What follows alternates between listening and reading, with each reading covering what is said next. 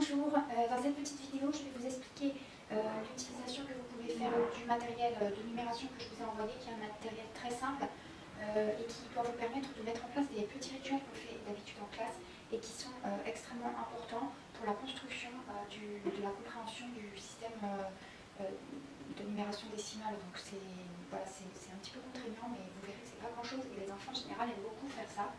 Donc ça devrait bien se passer. Vous avez d'abord la bande numérique que je vous ai envoyée en format tableau.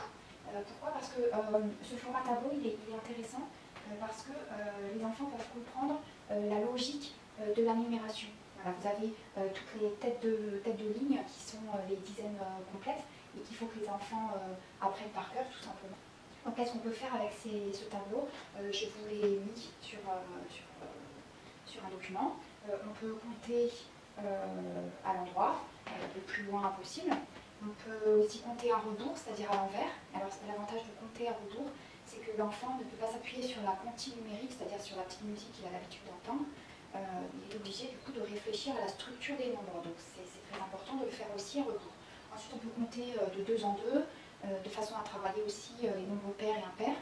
Voilà. On peut compter de 5 en 5 aussi, parce que on peut voir de cette façon-là que les enfants peuvent se rendre compte que 10 c'est 5 plus 5 et que quand on compte de 5 en 5, et bien, le dernier chiffre c'est toujours un 0 ou un 5. Voilà. Donc il y a plein de petites choses qu'on peut mettre en place comme ça. Voilà pour le tableau de la bande numérique.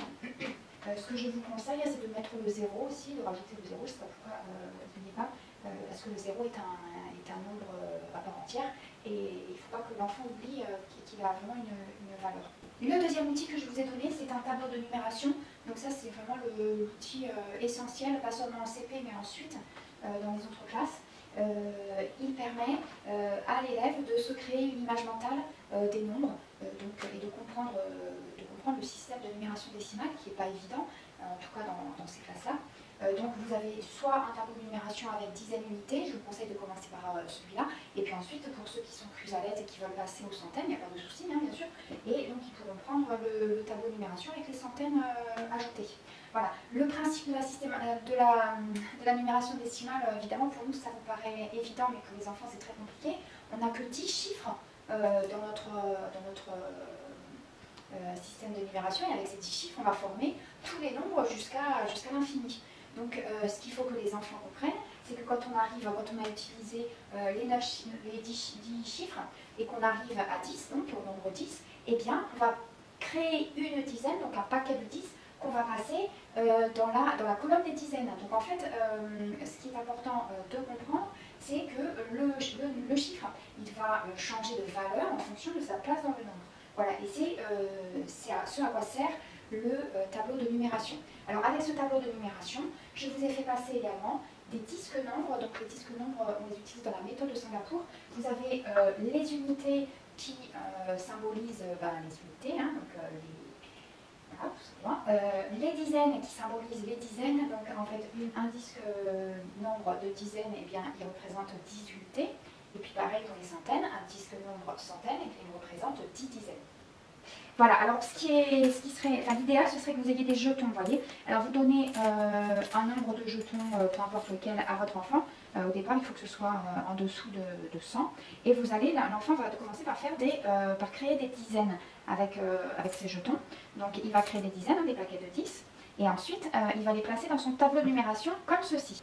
Alors voilà, là, il a mis donc les jetons par paquet de 10, donc il a créé des dizaines. Tous les paquets de 10, il va les mettre dans sa colonne des dizaines.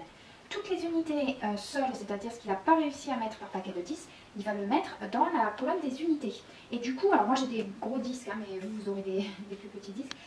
Il va poser sur chacune de ces unités un disque nombre unité, d'accord? Donc là je ne vais pas tous les mettre, hein, mais il y en a 6. Hein. Je ne vais pas tous les mettre parce que j'ai pas la place, moi c'est des gros disques. Et puis il va mettre sur chaque dizaine un disque nombre dizaine, d'accord? C'est son nombre de dizaines. Ensuite il va compléter son tableau. Donc dans la colonne des dizaines, il a 5 dizaines. Donc 5 dizaines, il ne va pas écrire 5 tout seul, il va écrire que ça fait 50. D'accord? Et dans les unités, il va compter le nombre d'unités qu'il a, et il a 6 unités. Et ensuite, il va pouvoir écrire le nombre de jetons qu'il possède. Donc, il a 5 dizaines et 6 unités. Dans cet exercice qui paraît tout simple, eh bien l'enfant il détermine combien il a de dizaines et combien il a d'unités, mais il commence déjà à apprendre à décomposer ce nombre en dizaines et unités. Et ça c'est fondamental ensuite pour l'apprentissage des techniques opératoires. Donc voilà, cet exercice il paraît tout bête, mais si vous arrivez avec des jetons ou d'autres objets, mais c'est vrai que ce qui est super avec les jetons c'est qu'on peut les superposer, donc c'est facile. Si vous pouvez déjà arriver à mettre en place ce petit rituel un peu chaque jour, ce sera vraiment super. Et ils seront prêts ensuite à la rentrée à faire des opérations sur ces grands nombres là jusqu'à 100 et même au-delà de 100 pour ceux qui s'en sentent capables. Voilà pour les petits rituels à mettre en place à la maison. Je vous remercie, je suis consciente que c'est pas facile de faire travailler son enfant à la maison. Donc c'est pour ça que je vous remercie vraiment. Jusqu'à présent, je vous ai donné en mathématiques plutôt des unités de géométrie, des choses un petit peu plus faciles. Mais cela dit, si le confinement doit durer, il faut qu'on avance en numération et ces petits exercices permettront de faciliter les unités qui vont suivre et qui sont plus complexes. Voilà. Je vous remercie, je vous souhaite bon courage et une bonne santé à tous. Merci.